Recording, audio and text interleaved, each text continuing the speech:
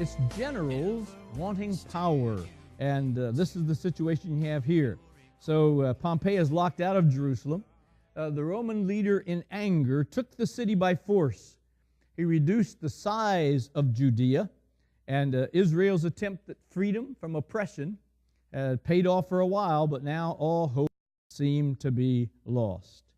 Antipater, the Idumean, was appointed procurator of Judea by Julius Caesar in 47 BC. Much of this history we know, for example, all of the intrigue of Julius Caesar. Julius Caesar went as far down as Egypt, and there in Egypt, much of the interest that we have because of their control of Israel, of Palestine, is interesting to us. Julius Caesar has an affair with a woman named Cleopatra, for example, and has a child by her. But he refused to be a king of that area alone. He wanted the entire world.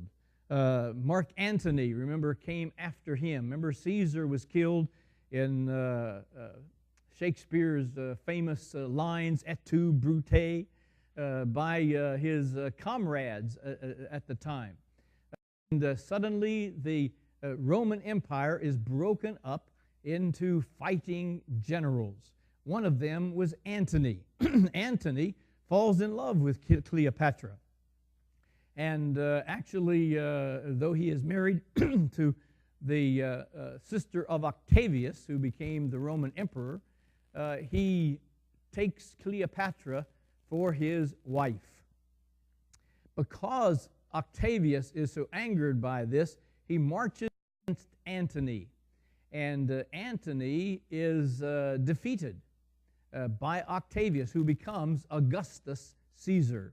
That name begins to ring a bell, doesn't it? When Octavius, or Augustus, had won, there was one young general that had been fighting for Antony. His name was Herod. Herod was very good looking, very strong, and very forceful and bold. Cleopatra tried to seduce him. He refused because he got his kicks from power, and that's what he wanted. When Antony, on whose side he fought, was defeated, Herod went to Rome. There at Rome, he threw himself at the feet of Octavius, by now Augustus Caesar, and told him, admitted he had been fighting for Antony. But then he said, the same faithful loyalty that I gave to Antony, I will now give to you, if you will spare me. To everybody's surprise, Augustus, Octavius, did spare him. Not only spared him, made him king of certain parts of what we now call Israel. And Herod becomes the king. Herod called himself Herod the Great because he built not only all the way through Palestine, Caesarea, for example, many cities, Sebasti, he even made a new city, Sebasti, which is called Samaria in the New Testament. All of this was new. He founded new cities. He also built in many other areas outside of Palestine. He was known in that sense as the great builder. He tries to one-up in building even Augustus, who is building also all over the known world. But Herod was paranoid in the literal sense of that. He planned and carried out not only this building, but he was a devoted Hellenist. Now, all the way through from the time of Alexander the Great, what Alexander did was he tried to make a one-world government. And that isn't me just projecting my prophetic ideas backwards. That is what almost every historian will tell you. Alexander saw a one world, and he tried to make that one world government by what was called Hellenizing. Hellene is the word for Greece. By making Greek culture, Greek language, Greek politics, Greek religion, the same all over the world. Now, if you have everyone speaking the same language, thinking the same thing in terms of culture, then you have a better chance at one world government. That Hellenizing began to affect especially Israel. The ones that affected the most were those that became what we now call the Sadducees. So you have this Roman era come, still with a great deal of Hellenizing. Herod was himself a Hellenist. He wanted Greek culture everywhere.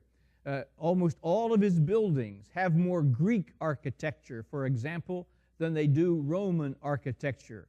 His statues of Greek gods rather than Roman gods all the way through.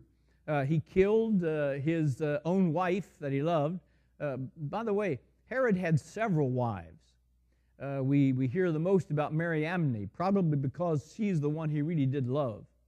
But because she had been involved in what he thought was some intrigue with his own sister, he killed her. He killed both her sons. He killed almost all of his sons, all because he thought they were threats to the throne. So when you come to Matthew and hear the story that Herod kills the infant children of Bethlehem, that is no surprise to anyone who knows the history of Herod. Anyone who he thought was a threat to the throne, he absolutely killed. Herod, by the way, tried to win the Jews by becoming a kosher in eating. For example, he would not eat pork. This is one of the reasons why it was a joke that Augustus, the Caesar of the time, said, "I would rather be Herod's pig than Herod's son." Now, part of the joke is the fact that Herod wouldn't eat the pork. He wouldn't kill the pig. He wouldn't kill his son. But it's also the fact that the word pig and sons sound very much alike in Greek. And so it's a play on words. So you've got a double play joke that Caesar used of Herod. Herod was this bloodthirsty, murderous, paranoid individual. When he finally died, Herod gave an order just before his death. He was very, very ill. And just before his death, he ordered that all of the leaders of Judea, from every city, the elders of every city, the major players of the day, all be taken to Caesarea, which was the capital of the area. And there be held, and they were all rounded up, taken to the amphitheater there, and were held there until Herod died. His orders were that on his death, he did not want anyone rejoicing. He knew that the Jews hated him. So he knew that when he died, there would be dancing in the streets. So he did not want that. So he said, when I die, I want all these men killed. You kill them right there in the amphitheater. So there will be mourning throughout the land rather than rejoicing.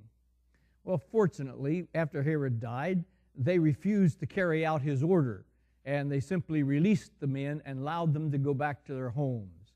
There still was dancing in the street after the death of Herod. The religious importance, of course, of this time is immense.